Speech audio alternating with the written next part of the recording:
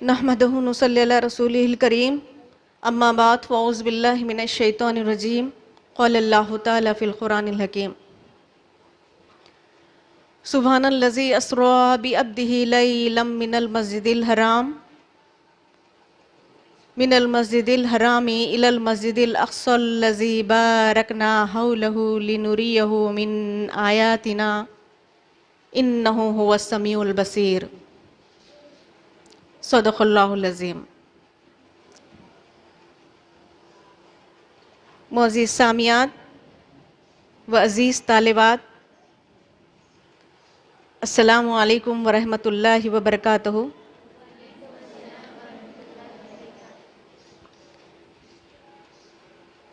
میرا عنوان ہے معراج شریف کی فضیلت قرآن کریم کی روشنی میں۔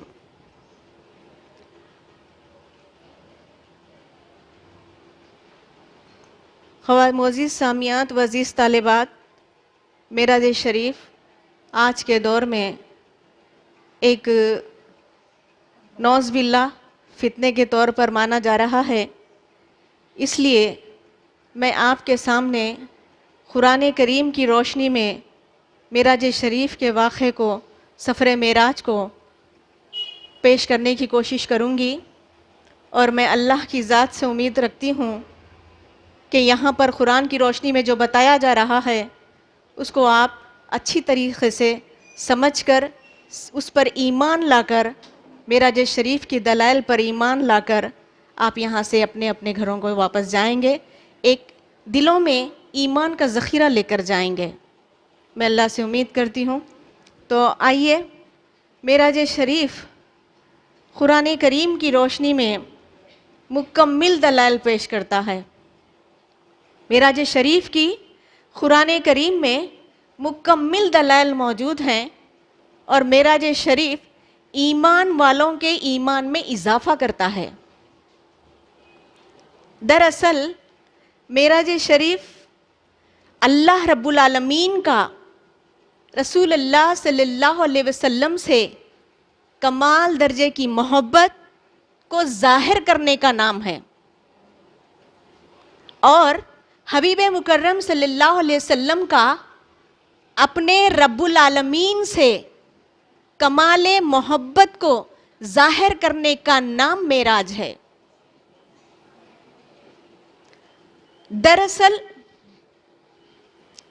ایسا کمال محبت، ایسی کمال محبت، ایسی کمال قربت رسول اللہ صلی اللہ علیہ وسلم کے علاوہ کسی نبی کو میسر نہیں ہوئی ہے۔ ایسی کمال محبت، ایسی کمال قربت رسول اللہ صلی اللہ علیہ وسلم کے علاوہ کسی نبی کو میسر نہیں ہوئی ہے۔ میں نے ابتدا میں سورہ بنی اسرائیل کی آیات ربانی تلاوت کی ہوں۔ سورہ بنی اسرائیل میں اللہ کہہ رہا ہے، سبحان الذی، پاک ہے وہ ذات، یعنی اللہ کی ذات پاک ہے، اسری بعبدہ لیل، جو اپنے بندے کو لے گیا، لیل یعنی رات میں، جو اپنے بندے کو رات میں لے گیا۔ کہاں لے گیا؟ ہم قرآن کریم سے پوچھتے ہیں تو قرآن کریم جواب دیتا ہے، من المسجد الاقصی الذی بارکنا حولہ، من المسجد الحرام و الی المسجد الاقصی، من المسجد الحرام الی المسجد الاقصی، یعنی مسجد حرام سے لے کر مسجد اقصی تک لے گیا۔ مسجد حرام یعنی کعبۃ اللہ سے لے کر بیت المقدس تک لے گیا، اور کعبۃ اللہ یعنی مکہ مکرمہ سے لے کر فلسطین تک لے گیا۔ مسجد اقصی کہاں ہے؟ مسجد اقصی فلسطین میں ہے، اور مسجد اقصی سلیمان علیہ السلام نے مسجد تعمیر کروائی تھی، اور مسجد اقصی مسلمانوں کا قبلہ اول ہے، یعنی پہلا قبلہ ہے۔ اور آج ہم دیکھتے ہیں کہ میڈیا پہ اسرائیل یعنی یہودیوں نے مسجد اقصیٰ کو اپنے قبضے میں پوری طرح کرنا چاہتا ہے، لیکن شاعر اللہ ہے، یہ اللہ کی نشانیاں ہیں، اور اللہ تعالیٰ قرآن کریم میں کہہ رہا ہے کہ ہم اپنی نشانیوں کی خود حفاظت فرمائیں گے۔ اللہ کی نشانیاں ہمیشہ قائم و دائم رہنے والی ہے، کبھی ختم ہونے والی نہیں ہے، یہ اللہ کا وعدہ ہے۔ اب اس کے بعد آپ صلی اللہ علیہ وسلم کو آگے اللہ کہہ رہا ہے کہ بارکنا حولہ لنریہ، بارکنا حولہ یعنی اس کے گردا گرد ہم نے برکت رکھی، یعنی کعبۃ اللہ اور مسجد اقصیٰ کے اطراف و اکناف اللہ نے برکت ہی برکت رکھی، پانی سے سیراب کیا، پھلوں سے سیراب کیا، یعنی اس سرزمین پر ریگستانی یعنی کہ عربستانی زمین رہنے کے باوجود، پہاڑی علاقہ رہنے کے باوجود وہاں پر نہ پانی کی کمی ہے نہ پھلوں کی کمی ہے، تو اللہ کہہ رہا ہے اس سرزمین کو ہم نے برکت ہی برکت بخشی ہے۔ پھر آگے اللہ کہہ رہا ہے من آیاتنا لنریہ من آیاتنا، یعنی اور ہم انہیں عظیم و شان نشانیاں دکھائیں، یعنی اپنے حبیب کو عظیم و شان نشانیاں دکھائیں، آثار قدرت دکھایا۔ انہ هو السمیع البصیر، یعنی بے شک اللہ سننے اور دیکھنے، بے شک وہ سننے اور دیکھنے والا ہے۔ اللہ کہہ رہا ہے انہ هو السمیع البصیر، یعنی بے شک وہ سننے اور دیکھنے والا ہے۔ اللہ کیا کہہ رہا ہے؟ میرا حبیب سنتا بھی ہے دیکھتا بھی ہے۔ اللہ اکبر۔ تو معزز طالبات، آپ ایک ایک لفظ کو یہاں پر، ایک ایک آیت کو غور کریے، آپ کو یہ ذہن میں اچھی طرح بٹھا لیجئے کہ یہ میں نہیں کہہ رہی ہوں بلکہ قرآن کہہ رہا ہے اپنے حبیب مکرم صلی اللہ علیہ وسلم کے لیے۔ کیا کہہ رہا ہے؟ سبحان الذی، پاک ہے وہ ذات، اسریٰ بعبدہ، لے گیا اپنے بندے کو۔ اللہ کیا کہہ رہا؟ میں اپنے بندے کو لے گیا۔ آپ صلی اللہ علیہ وسلم نے نہیں فرمایا کہ میں گیا، میں معراج پہ گیا، نہیں، آپ صلی اللہ علیہ وسلم نے نہیں فرمایا، بلکہ اللہ کہہ رہا ہے میں اپنے حبیب کو لے گیا، میں لے گیا۔ اب اللہ لے جانے کی بات کر رہا ہے تو پھر وہ حق ہے، حق ہے، حق ہے۔ یقیناً آپ صلی اللہ علیہ وسلم معراج پہ تشریف لے گئے۔ اگر کوئی کام ناممکن ہے، ہم نہیں کر سکتے، تو یہ ہماری کمزوری ہے۔ اگر کوئی کام ناممکن ہے، ہمارے بس میں نہیں ہے، ہم نہیں کر سکتے، تو یہ ہماری کمزوری ہے، اور ہماری کمزوری کے باعث یہ کہنا کہ یہ کیسے ہو سکتا ہے، یہ کیسے ممکن ہے، ارے وہ تو اللہ کی ذات ہے، اللہ دن کو رات کر سکتا ہے، رات کو دن کر سکتا ہے، اللہ رائی کو پہاڑ کر سکتا ہے، پہاڑ کو رائی بنا سکتا ہے، یہ اللہ کی ذات ہے۔ اور اللہ کہہ رہا ہے سبحان الذی، کیا کہہ رہا اللہ؟ سبحان الذی، پاک ہے وہ ذات، پاک ہے وہ ذات، ہر برائی سے پاک ہے وہ ذات، ہر برائی سے پاک ہے، اور ہر ناممکن کو ممکن کرنے والی ہے وہ ذات۔ وہ ذات ہر برائی سے پاک ہے، ہر ناممکن کو ممکن کرنے والی ہے وہ ذات، ہر کمزوری سے پاک ہے وہ ذات۔ تو ہر ناممکن کو ممکن کرنے والی ذات کا نام خدا ہے، ناممکن کو ممکن کرنے والی ذات کا نام اللہ ہے۔ اب آئیے میں آپ کو صحیح مسلم کی طرف لے چلوں۔ اب آئیے تھوڑا احادیث کا جائزہ لیں، احادیث میں کیا بتایا جا رہا ہے۔ صحیح مسلم سے روایت ہے کہ میں آپ کو ایک تفصیل ہے یہ، لیکن میں اپنے وقت میں اس کو مکمل کرنا چاہتی ہوں، اس لیے مختصراً انداز میں آپ کو بتانے کی کوشش کر رہی ہوں، آپ کو مختصراً انداز میں قرآن اور حدیث کی روشنی میں سمجھانے کی کوشش کر رہی ہوں۔ اللہ کیا کہہ رہا ہے؟ جیسے حدیث مبارکہ کی طرف آئیں تو معلوم ہوتا ہے کہ جبرائیل علیہ السلام کا براق لے کر آنا اور سید عالم صلی اللہ علیہ وسلم کو سوار کر کے لے جانا، کعبۃ اللہ سے سوار کر کے لے جانا، اور پھر آپ صلی اللہ علیہ وسلم کا مسجد اقصیٰ پہنچنا، مسجد اقصیٰ میں تمام انبیاء کو اپنی امامت میں نماز پڑھانا، اور پھر آپ صلی اللہ علیہ وسلم آسمانوں کی طرف متوجہ ہونا اور جبرائیل علیہ السلام کا ہر آسمان کا دروازہ کھلوانا، اور پھر آپ صلی اللہ علیہ وسلم آسمان پر تمام انبیاء سے ملاقات کرنا اور انبیاء علیہ السلام کا آپ صلی اللہ علیہ وسلم کی تشریف آوری پر مبارکباد پیش کرنا، اور ایک آسمان سے لے کر دوسرے آسمان پر آپ صلی اللہ علیہ وسلم کا سیر فرمانا، قدرت دیکھنا، عجائبات دیکھنا، آثار قدرت دیکھنا، براق کا حاضر ہونا، رفرف کا حاضر ہونا۔ براق اور رفرف کیا ہے؟ یہ جنت کے جانور ہیں، جنت کی سواریاں ہیں، لہٰذا براق کو لایا گیا۔ تو براق ایک مقام تک چلتا رہا اور پھر براق معذرت چاہی کہ اے اللہ کے رسول، میں اس سے آگے پرواز نہیں کر سکتا، اس سے آگے میں پرواز کروں تو میرے پر جل جائیں گے۔ پھر رفرف کو لایا گیا۔ رفرف تیز سواری کا نام ہے، اور رفرف بھی ایک مقام تک پہنچا اور عرض کرنے لگا، اے اللہ کے رسول، میں معذرت چاہتا ہوں، میں اس سے آگے پرواز نہیں کر سکتا، میری حد یہاں تک ہی ہے، اس سے آگے میں پرواز کروں تو میرے پر جل جائیں گے۔ آپ صلی اللہ علیہ وسلم جبرائیل علیہ السلام کے ساتھ 7ویں آسمان پر پہنچے، جہاں پر سدرۃ المنتہا ہے۔ سدرۃ المنتہا یعنی ایک بیری کا درخت ہے، اور اس بیری کے درخت کے نیچے جبرائیل علیہ السلام کا مقام ہے، اور اس مقام پر آپ صلی اللہ علیہ وسلم کو جنت اور دوزخ کا نظارہ کرایا گیا۔ صحیح مسلم سے روایت ہے کہ آپ صلی اللہ علیہ وسلم کو سدرۃ المنتہا کے مقام پر 3 چیزیں عنایت کی گئی ہیں، 3 چیزوں کا تحفہ دیا گیا۔ پہلا، 5 وقت کی نمازوں کا تحفہ دیا گیا۔ دوسرا، سورہ بقرہ کی آخری آیات عطا کی گئی۔ تیسرا، مسلمان کی مغفرت دی گئی۔ مسلمان کی مغفرت کا حکم دیا اللہ تعالیٰ نے کہ اے میرے حبیب، مسلمانوں کی مغفرت کرو، حشر کے دن ان کی شفاعت کرو۔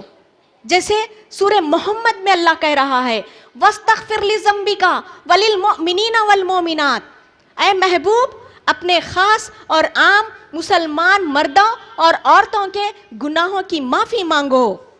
یعنی اللہ نے اپنے حبیب کو یہ پاور، یہ اتھارٹی دی کہ مسلمانوں کی شفاعت کریں، ان کے گناہوں کی معافی مانگیں۔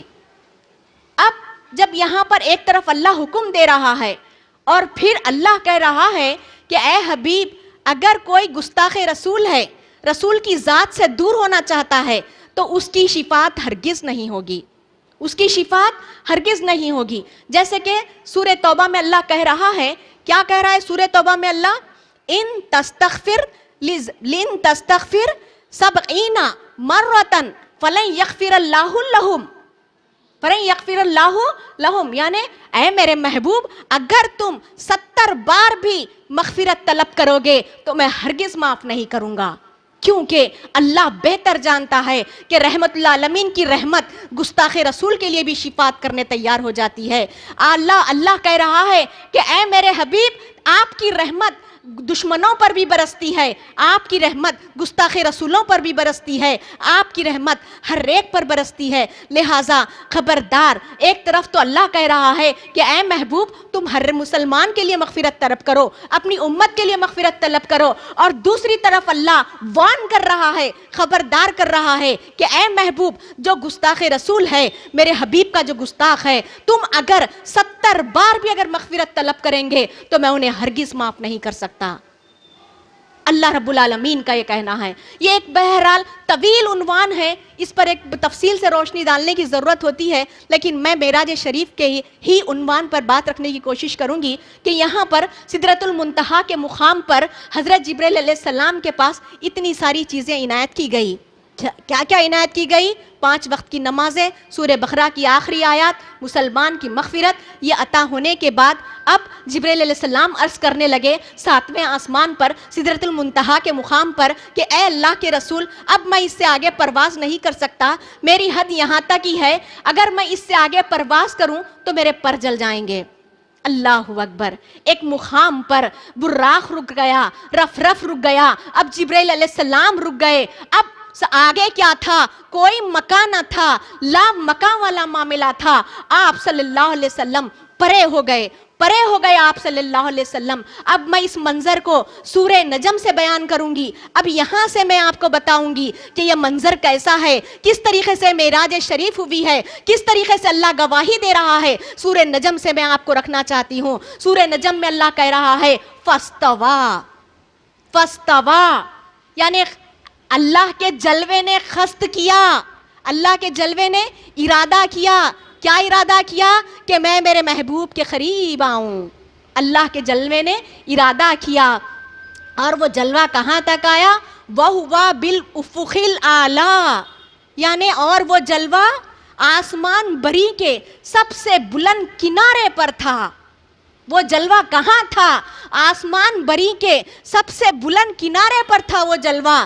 وہ جلوہ اب کیسا آیا؟ ثم دنا، اللہ کا جلوہ نزدیک ہوا، فتدلی، خوب اتر آیا۔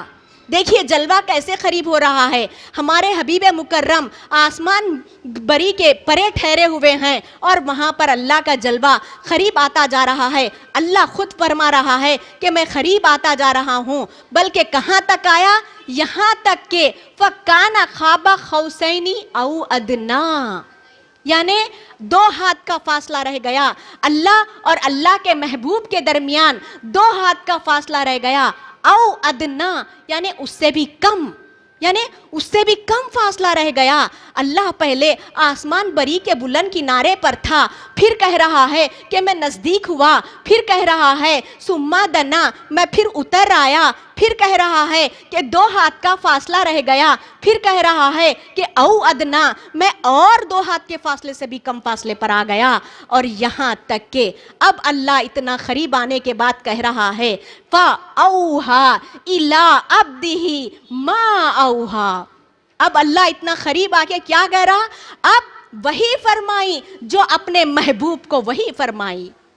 اب اللہ اپنے محبوب سے کلام کیا، وہی یعنی اللہ اپنے محبوب سے اتنا قریب آیا، کلام کیا، بات چیت کی۔ اب آگے اللہ یہ بتا رہا ہے کہ میں نے یہاں تک کیا، اب میں جو کلام کیا، میں جو وہی فرمائی، اس سے آگے نہیں بتایا گیا۔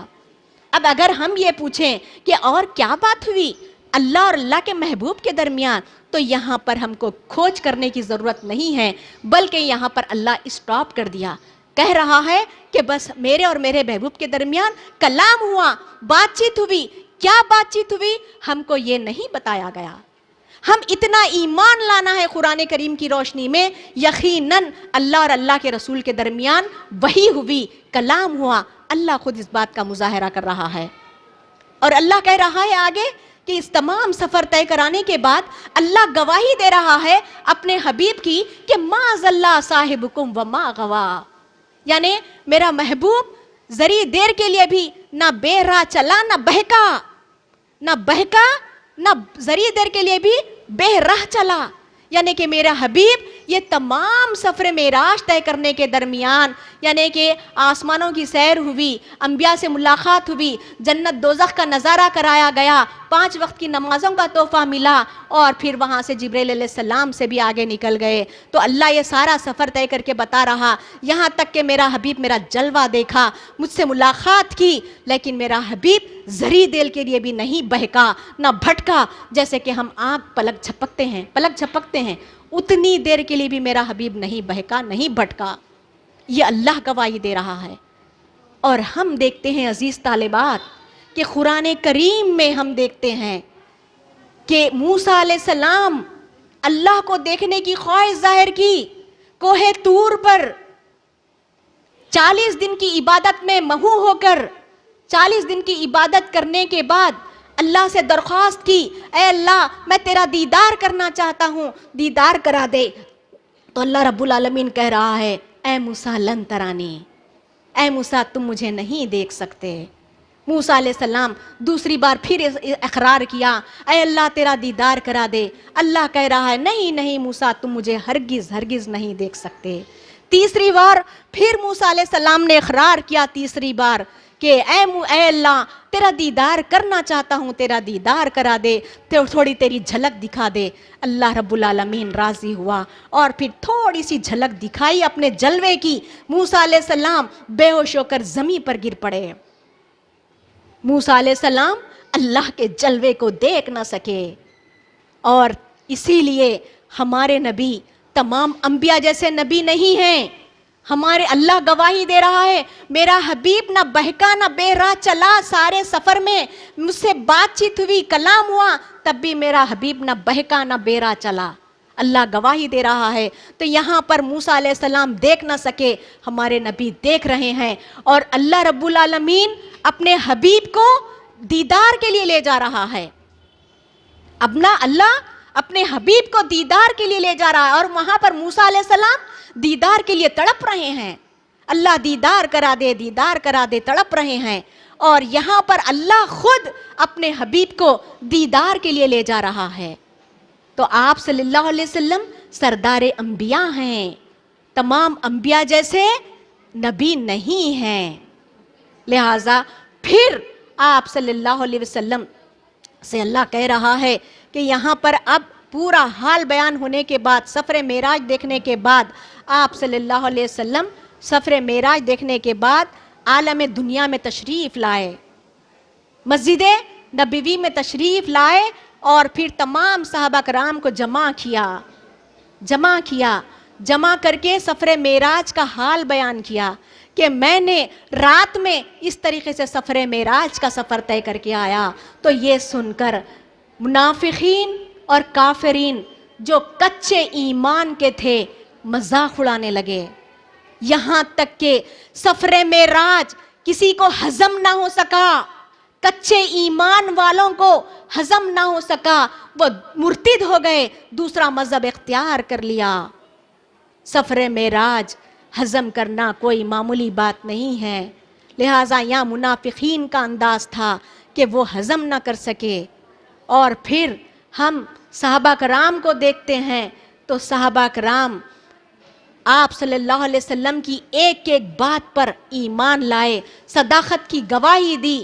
سب سے پہلے حضرت ابوبکر صدیق رضی اللہ عنہ معراج شریف کی گواہی دی کہ اے اللہ کے رسول، آپ کی ایک ایک بات سچ ہے، آپ کا معراج پر جانا، آسمانوں کی سیر کر کے آنا، آپ کی ایک ایک بات سچ ہے۔ تو اسی وقت حضرت ابوبکر صدیق رضی اللہ عنہ کو آپ صلی اللہ علیہ وسلم نے صدیق کہہ کر پکارا، یعنی نہایت سچ بولنے والا۔ تو یہ لقب شب معراج کے موقع پہ ملا ہے حضرت ابوبکر صدیق کو۔ اس سے پہلے ابو بکر کے نام سے جانے جاتے تھے، معراج شریف کے واقعے کے بعد حضرت ابو بکر صدیق کے نام سے جانے جاتے ہیں۔ یہ صحابہ کرام کا ایمان رہا ہے، اور کافر حضرت ابوبکر صدیق سے تانے مارنے لگے، کہنے لگے کہ تمہارا آقا ایک رات میں اتنے دور کا سفر طے کر کے واپس چلا آیا۔ یہ تانے مارنے لگے، مسخری کرنے لگے۔ تو حضرت ابوبکر صدیق رضی اللہ عنہ نے فرمایا کہ یقیناً جب جبرائیل علیہ السلام روزانہ عالم سفلی سے عالم علوی سے عالم سفلی میں تشریف لاتے ہیں، جبرائیل علیہ السلام روزانہ عالم علوی سے عالم سفلی میں تشریف لاتے ہیں، تو خدا کا حبیب جو حبیب خدا ہے، اللہ کا حبیب ہے، وہ عالم سفلی سے عالم علوی میں تشریف کیوں نہیں لے جا سکتا؟ تو صحابہ کرام نے صداقت کی گواہی دی۔ اور اب یہ دیکھیے کہ صحابہ کرام بالکل ایمان لا کر معراج شریف کے واقعے پر آپ صداقت کی گواہی دی، اور آج بھی یہ وبال ٹھہرا ہوا ہے، آج بھی مسلمانوں بھی یہ فتنہ ہے۔ اب آپ خود فیصلہ کر لیجئے کہ ہم شب معراج کی پر ایمان لا کر صحابہ کرام کی صف میں ہونا چاہتے ہیں یا معراج شریف کا انکار کر کے منافقین کی صف میں ہونا چاہتے ہیں، یہ خود آپ فیصلہ کر لیجئے۔ صحابہ کرام نے تو ایمان لایا، صدقت یا رسول اللہ کہہ کر ہر آپ کی معراج شریف کی ہر حرکت پر ایمان لایا۔ صحابہ کرام کا یہ ایمان رہا ہے۔ پھر آپ صلی اللہ علیہ وسلم کو اللہ تعالیٰ تسلی دے رہا ہے کہ میں سورہ بنی اسرائیل کی طرف لے جا رہی ہوں۔ اب غور سے سنیے میری عزیز طالبات، میں قرآن کریم سے ایک ایک بات آپ کو بتا رہی ہوں کہ یہاں پر سورہ بنی اسرائیل میں اللہ اپنے حبیب کو تسلی دیتے ہوئے کہہ رہا ہے وَمَا جَعَلْنَا الرُّؤْيَا الَّتِي أَرَيْنَاكَ إِلَّا فِتْنَةً لِلنَّاسِ، یعنی اور نہ کیا وہ دکھاوا، ہم تمہیں دکھایا اے محبوب، تمہیں جو آسمانوں کی سیر کرائی، تمہیں جو سدرۃ المنتہا پہ لے گیا، جنت دوزخ کا نظارہ کرایا گیا، اور جبرائیل علیہ السلام سے ملاقات ہوئی، براق رف کی سواریوں پہ سوار ہوئے۔ جبرائیل علیہ السلام سے تو ہمیشہ ہر روز ملاقات ہوتی تھی، لیکن سدرۃ المنتہا کے مقام پر جب ملاقات ہوئی، اللہ کا دیدار ہوا، تو اللہ یہ سب بتاتے ہوئے کیا کہہ رہا سورہ بنی اسرائیل میں، اے محبوب ہم نے نہ کیا وہ دکھاوا جو تمہیں دکھایا تھا، لیکن اللہ فتنۃ للناس، لیکن یہ کس لیے کیا؟ لوگوں کی آزمانے کے لیے، کہ لوگوں کے آزمانے کے لیے کہ میرے حبیب پر کتنا ایمان لاتے ہیں، میرے حبیب کے فرمان پر کتنا ایمان لاتے ہیں، اور میرے حبیب کے فرمان سے کتنا مکر جاتے ہیں، انکار کرتے ہیں۔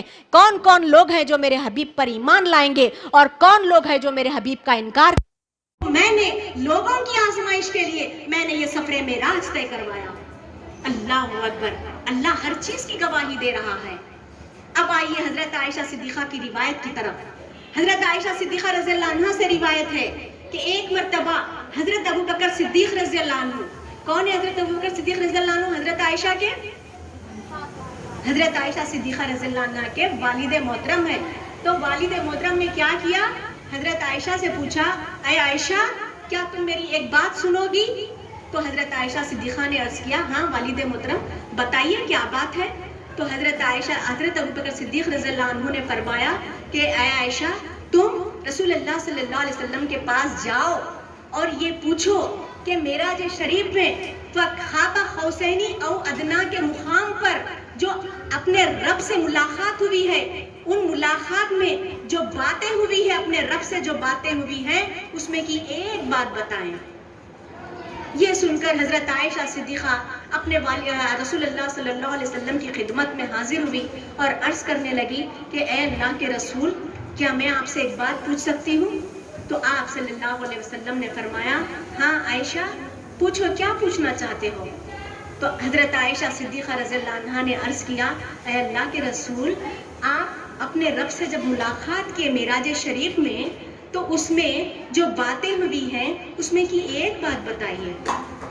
یہ سن کر آپ صلی اللہ علیہ وسلم مسکرانے لگے اور فرمانے لگے کہ آخر ابو بکر نے پوچھ ہی لیا ہے، آخر ابو بکر نے پوچھ ہی لیا ہے۔ پھر آپ صلی اللہ علیہ وسلم نے فرمایا اے عائشہ سنو، اے عائشہ سنو، اللہ سے میری جو بات ہوئی اس میں کی ایک بات یہ ہے کہ اللہ نے کہا ہے جو شخص دلوں کو جوڑتا ہے وہ اللہ سے جڑ جاتا ہے، جو شخص دلوں کو جوڑتا ہے وہ اللہ سے جڑ جاتا ہے۔ یہ سن کر حضرت عائشہ صدیقہ خوشی خوشی اپنے والد محترم کے پاس آئی اور فرمانے لگی کہ اے والد محترم آپ صلی اللہ علیہ وسلم نے فرمایا کہ وہاں پر شب معراج میں جو بات ہوئی اس میں کی ایک بات مجھے بتائے۔ وہ بات یہ ہے کہ جو شخص دلوں کو جوڑتا ہے وہ اللہ سے جڑ جاتا ہے۔ تو یہ سن کر حضرت ابو بکر صدیق رضی اللہ عنہ رونے لگے۔ حضرت عائشہ صدیقہ نے عرض کیا اے والد محترم اس میں رونے کی کیا بات ہے؟ تو حضرت ابو بکر صدیق رضی اللہ عنہ نے فرمایا کہ اے عائشہ میں یہ سوچ کر رو رہا ہوں کہ جو دلوں کو توڑتے پھرتا ہے اس کا حشر کیا ہوگا۔ اللہ اکبر۔ معزز سامعین، قرآن کریم اور احادیث مبارکہ کی روشنی میں شب معراج کے تذکرے ہو رہے ہیں۔ آج ایسے لوگ ہیں نام نہاد مسلمان یہ کہتے ہیں کہ ہم کو نہ حدیث چاہیے نہ رسول اللہ صلی اللہ علیہ وسلم کا فرمان چاہیے، ہم کو تو صرف کتاب چاہیے، قرآن چاہیے۔ قرآن کے دعوے داروں، میں آپ کو بتا دوں کہ قرآن خود کہہ رہا ہے،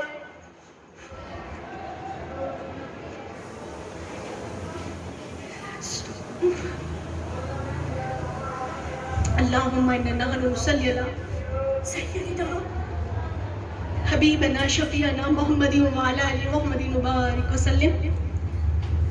سورہ فرقان میں اللہ کہہ رہا ہے، رسول کہتا ہے کہ اے میرے پروردگار، میری امت نے قرآن کو چھوڑ دیا ہے۔ قرآن کا دعویٰ کرنے والوں، رسول سے بھاگنے والوں، قرآن خود کہہ رہا ہے کہ تم نے قرآن کو چھوڑ دیا ہے، کیونکہ جو رسول کے فرمان سے بھاگتا ہے وہ رسول سے بھاگتا ہے، جو رسول سے بھاگتا ہے وہ قرآن سے بھاگتا ہے، قرآن سے جو بھاگتا ہے وہ اللہ کی ذات سے بھاگتا ہے۔ قرآن یہ اعلان کر رہا ہے، تو قرآن کا دعویٰ کرنے والوں، اپنے رسول سے بھاگنے والوں، قرآن خود تمہارے بارے میں فیصلہ کر رہا ہے کہ اے قرآن کا دعویٰ کرنے والوں، تم نے قرآن کو ہی چھوڑ دیا ہے، کیا تم قرآن کی بات کرتے ہو؟ آج قرآن پکڑ پکڑ کر رسول کا انکار کیا جا رہا ہے۔ معراج شریف آپ صلی اللہ علیہ وسلم کا کیا ہے؟ آپ صلی اللہ علیہ وسلم کا معراج شریف یہ ہے کہ آپ خدا بصیر ہے، خدا بصیر ہے تو آپ بصیر بن جاتے ہیں، خدا سمیع ہے تو آپ سمیع بن جاتے ہیں، خدا علیم ہے تو آپ علیم بن جاتے ہیں، خدا کی بصارت آپ کی بصارت ہو جاتی ہے، خدا کا دیدار آپ کا دیدار ہو جاتا ہے، خدا کی اطاعت آپ کی اطاعت ہو جاتی ہے، کیونکہ سورہ نساء میں اللہ کہہ رہا ہے من یطیع الرسول فقد اطاع اللہ، جس نے رسول اللہ صلی اللہ علیہ وسلم کی اطاعت کی بے شک اس نے اللہ ہی کی اطاعت کی۔ آپ صلی اللہ علیہ وسلم فنا فی اللہ ہو گئے، مکمل طریقے سے اللہ میں فنائیت حاصل کر لی، مکمل فنا ہو گئے۔ یہ آپ صلی اللہ علیہ وسلم کی معراج ہے۔ ہماری معراج کیا ہے؟ ہماری معراج کیا ہے؟ معزز سامعات، معزز طالبات، ہماری معراج یہ ہے کہ معراج شریف کی آیات جو قرآن کریم میں موجود ہے اس پر مکمل ایمان لائیں، اور معراج شریف میں جو 5 وقت کی نمازوں کا تحفہ ملا ہے ان نمازوں کو وقت پابندی کے ساتھ، خشوع و خضوع کے ساتھ ادا کرنا ہی ہماری معراج ہے۔ آپ صلی اللہ علیہ وسلم نے فرمایا الصلاۃ معراج المومنین، یعنی نماز مومنین کی معراج ہے، اور اللہ کہہ رہا ہے ان الصلاۃ تنہی عن الفحشاء والمنکر، نماز روکتی ہے بے حیائی اور بری بات سے، نماز روکتی ہے بے حیائی اور بری بات سے۔ اب ہم نماز پڑھے جا رہے ہیں، نماز پڑھے جا رہے ہیں، اگر ہمارے اندر کی برائیاں، ہمارے اندر کی بے حیائی، بے شرمی، بے غیرتی ختم نہیں ہوئی، جو کا تو ویسی ہی ہے، ویسی ہی برائیاں ہیں، تو سمجھو کہ ہماری نماز ہی نہیں ہوئی، کیونکہ نماز بار بار پڑھنے سے ہمارے اندر کی برائیاں ختم ہو جانا ہے، ختم ہو جانا ہے ہمارے اندر کی برائیاں، جیسے کہ ماں باپ سے جھوٹ بولنا، ماں باپ کا ادب نہیں کرنا، بڑوں کا ادب نہیں کرنا، چھوٹوں پر شفقت نہیں کرنا، چوری کرنا، زنا کرنا، بے شرمی کے معاملات کرنا، استاد کی نافرمانی کرنا، یہ تمام برائیاں ہیں، اور غیبت برائی ہے، اور سب سے بڑی غیبت آج کے دور کی سب سے بڑی غیبت یہ ہے کہ ہمارے رسول کے خلاف بات کی جا رہی ہے، ہمارے رسول کے خلاف برائیاں کری جا رہی ہے، رسول اللہ صلی اللہ علیہ وسلم کے مقام کو گھٹایا جا رہا ہے، یہ سب سے بڑی غیبت ہے۔ آل رسول کے خلاف بات کرتے ہیں، اور صحابہ کرام کے خلاف بات کرتے ہیں، حضرت علی کرم اللہ وجہہ کے خلاف بات کرتے ہیں، اور اولیاء کرام کے خلاف بات کرتے ہیں، یہ ہماری سب سے بڑی غیبت ہے آج کے دور کی۔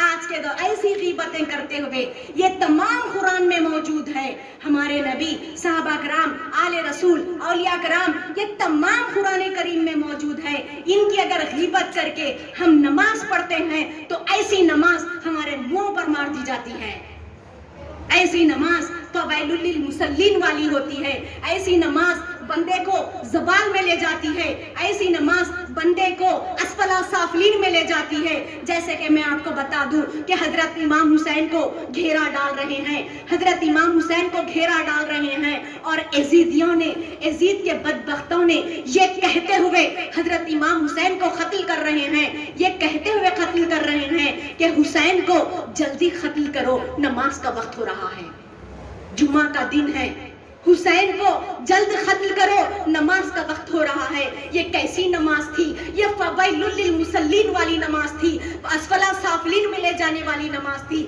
بندے کو زوال میں لے جانے والی نماز تھی، دوزخ میں لے جانے والی نماز تھی.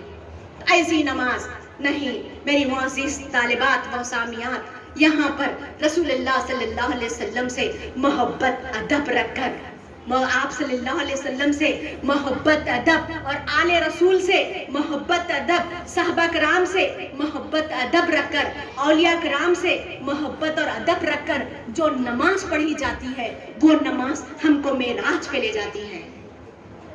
محبت، یہ تمام قرآن کریم میں موجود ہے، یہ تمام قرآن کریم میں موجود ہے. ان سب سے محبت، ہمارے دلوں میں محبت اور ادب رکھ کر نماز پڑھی جاتی ہے، وہ نماز ہم کو معراج پہ لے جاتی ہے.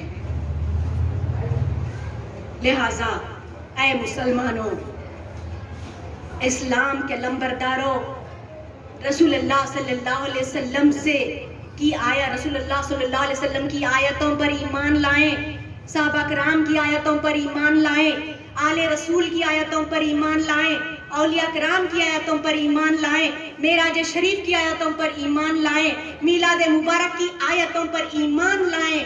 اور ان سب سے محبت ادب کا نام ہی ایمان ہے. ان سب سے محبت و ادب کا نام ہی ایمان ہے. اور خود ایمان میں رہ کر دوسروں کو ایمان کی ترغیب دلا کر، دوسروں کو ایمان کی طرف بلا کر، خود ایمان میں رہ کر، خود ایمان لا کر، دوسروں کو ایمان کی طرف بلا کر جو نماز پڑھی جاتی ہے، وہ نماز ہم کو معراج پہ لے جاتی ہے، بلندی پہ لے جاتی ہے، درجے پہ لے جاتی ہے، ایک مقام پہ لے جاتی ہے. تو میری معزز طالبات، ایک مختصر انداز کے بعد میں آئیے آپ کو معراج شریف کی جو عبادتیں ہیں، وہ عبادتوں پر مختصر روشنی ڈالوں گی. جیسے کہ حضرت انس رضی اللہ عنہ سے روایت ہے کہ رسول اللہ صلی اللہ علیہ وسلم رجب کے مہینے کا بڑا اہتمام فرماتے تھے. رجب کے مہینے میں 27ویں شب کو بڑا اہتمام فرماتے تھے عبادتوں کا، کیونکہ 27ویں شب یعنی 27 رات، 27 نائٹ، کیا فرماتے تھے آپ؟ شب معراج ہوا، اس رات کو عبادتوں کا اہتمام فرماتے تھے. اور آپ صلی اللہ علیہ وسلم نے فرمایا معراج شریف کا جو روزہ رہتے ہیں اور جو عبادتوں کا اہتمام کرتے ہیں، معراج شریف کی رات کو عبادتوں کا اہتمام کرتے ہیں، روزہ رہتے ہیں، ان کے لیے 100 برس کی عبادتوں کا اجر و ثواب عطا کیا جاتا ہے. 100 برس عبادتوں کا ثواب عطا کیا جاتا ہے. تو اس کو کوئی معمولی بات نہ سمجھے. آئیے میں اللہ رب العالمین سے دعا گو ہوں کہ رسول اللہ صلی اللہ علیہ وسلم کے واسطے سے اے باری تعالیٰ ہم کو ایمان سے رکھ، ایمان سے اٹھا. اے باری تعالیٰ قرآن کریم کی ایک ایک آیت کو سمجھنے اور اس پر عمل کرنے والا بنا دے. معراج شریف کی عبادتوں کا اہتمام کرنے والا بنا دے. معراج شریف کی آیتوں پر ایمان لا کر، معراج شریف پر مکمل ایمان لا کر صحابہ کرام کی صف میں شامل ہونے والا بنا دے. نعوذ باللہ معراج شریف کا انکار کر کے منافقین کافرین کی صف میں داخل ہونے سے بچا لے. ہم کو گناہوں سے بچا لے، ایمان والا بنا دے. ہمارے ایمان میں برکت عطا فرما، ایمان میں پختگی عطا فرما. اے باری تعالیٰ امن و امان، حفظ و امان والا بنا دے. امن و امان، حفظ و امان والا بنا دے.